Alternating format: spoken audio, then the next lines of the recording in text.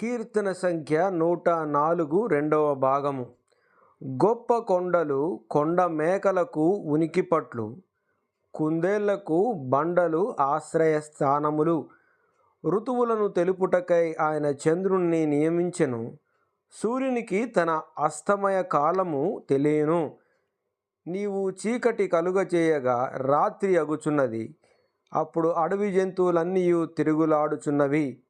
సింహపు పిల్లలు వేట కొరకు గర్జించుచున్నవి. తమ ఆహారమును దేవుని చేతిలో నుండి తీసుకొనజూచుచున్నవి. సూర్యుడు ఉదయింపగానే అవి మరలిపోయి తమ గృహలలో పండుకొనును. సాయంకాలము వరకు పాటుపడి తమ పనులను జరుపుకొనుటకై మనుషులు బయలువెల్లుదురు. యెహోవా, నీ కార్యములు ఎన్నెన్ని విధములుగానున్నవి! జ్ఞానము చేత నీవు వాటన్నిటినీ నిర్మించితివి.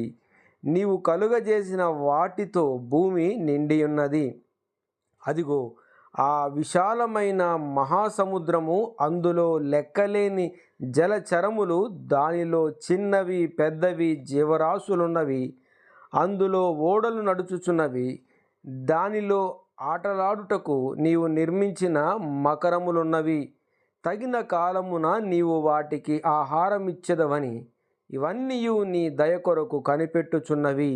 నీవు వాటికి పెట్టునది అవి కూర్చుకొనును. నీవు గుప్పిలి విప్పగా అవి మంచి వాటిని తిని తృప్తిపరచబడును. నీవు ముఖము మరుగు చేసుకొనగా అవి కలతపడును.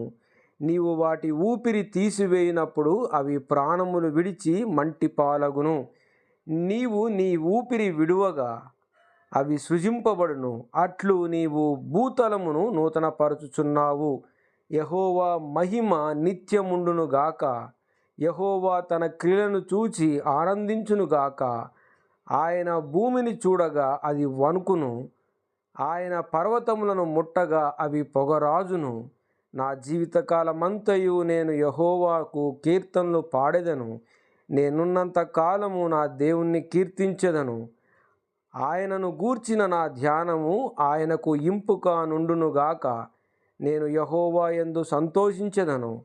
పాపులు భూమి మీద నుండి లయమౌదురుగాక. భక్తిహీనులు ఇక నుండకపోదురుగాక. నా ప్రాణమా, యెహోవాను సన్నుతించుము. యెహోవాను స్తుతించుడి.